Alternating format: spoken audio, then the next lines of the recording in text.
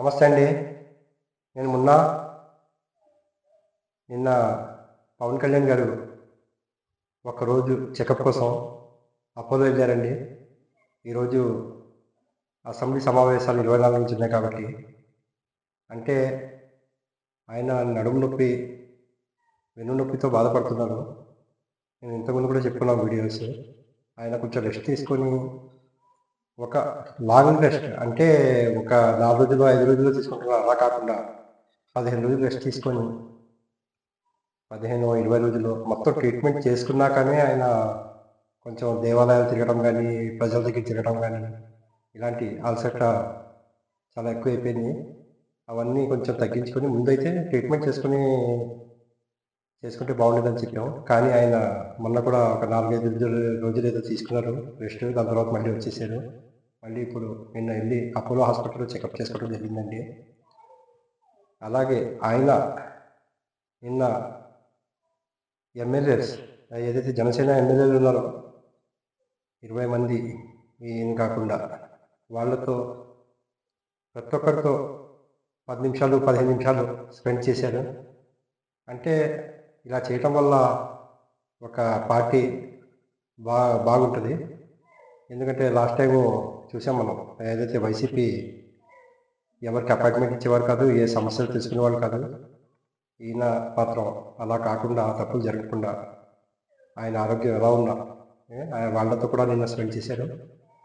వాళ్ళకి 10 నిమిషాలు, అందులో ఏం ముఖ్యమైన మాట్లాడుకోవడం జరిగింది.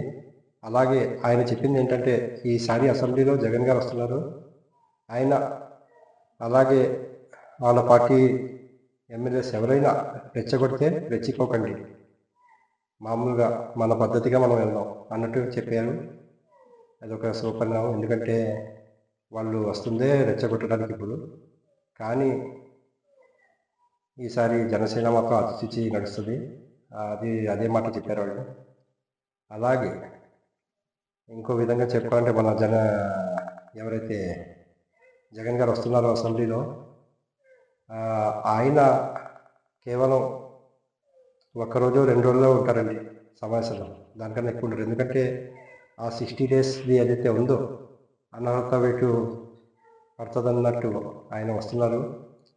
మ్యాక్సిమం 1 డే తర్వాత బాయ్కాట్ చేయడమో ఏదో ఒకటి ఇలాంటివి ఉంటాయి. ఎందుకంటే ఆయన పోయిన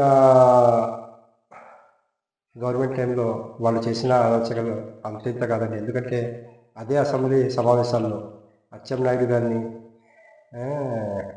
చంద్రబాబు నాయుడు గారిని, లోకేష్ గారిని లేని విధంగా చూసాం మనం.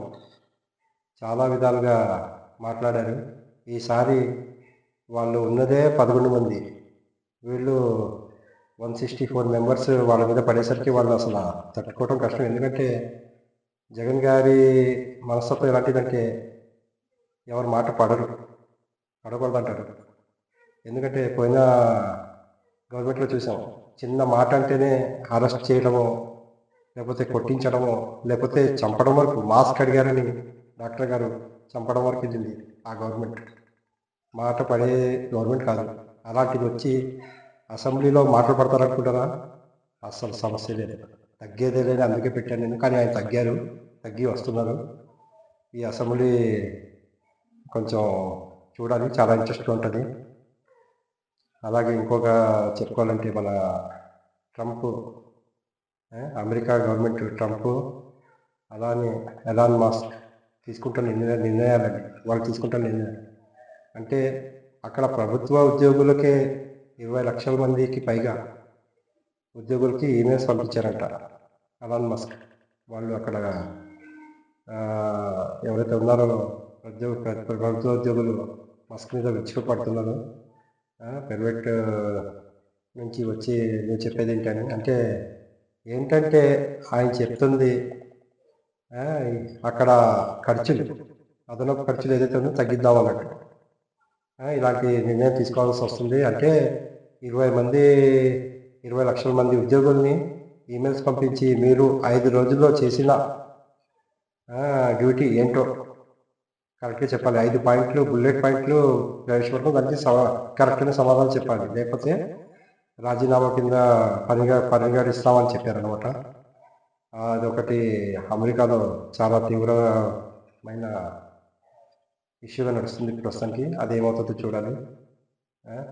అలాగే మన సినిమాల గురించి చెప్పుకుంటే తండేల్ సినిమా మంచి విజయం సాధించిందండి.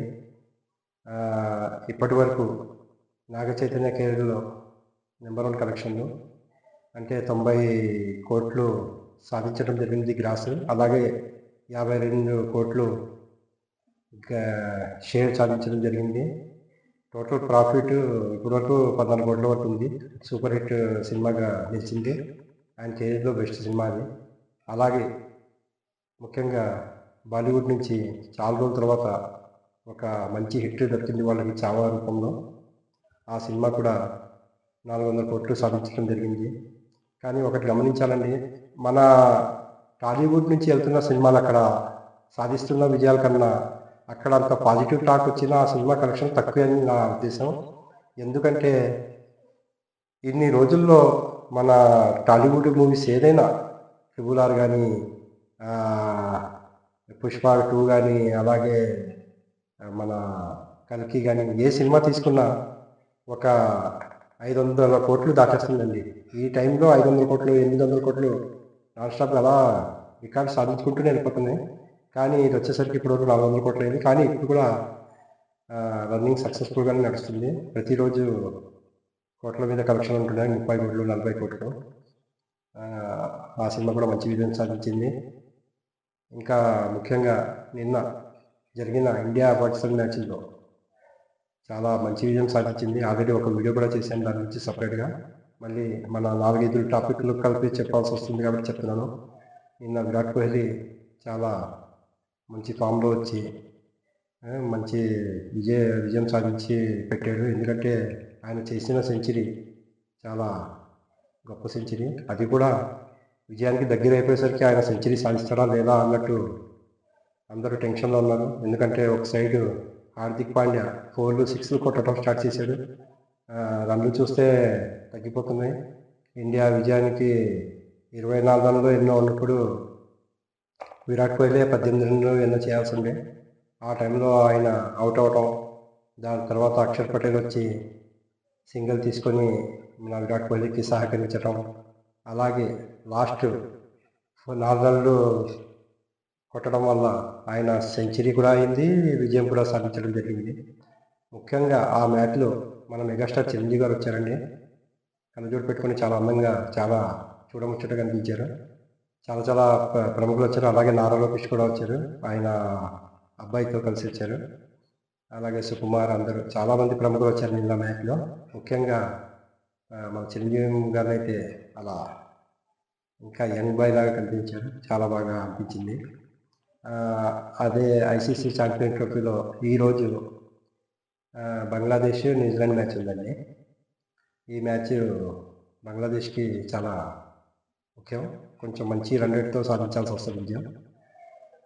వాళ్ళు క్వాలిఫై అవ్వాలంటే సెమీఫైనల్కి. ఎందుకంటే న్యూజిలాండ్ ఒక మ్యాచ్ మిగిలింది.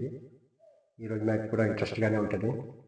అలాగే ఇలా న్యూస్ చేసుకుంటున్నాం మనం 4-5 న్యూస్లు. ఈ న్యూస్ నచ్చితే కనుక లైక్ చేయండి, సపోర్ట్ చేయండి, సబ్స్క్రైబ్ చేయండి, అందరికీ షేర్ చేయండి, సపోర్ట్ చేయండి. Thank you very much.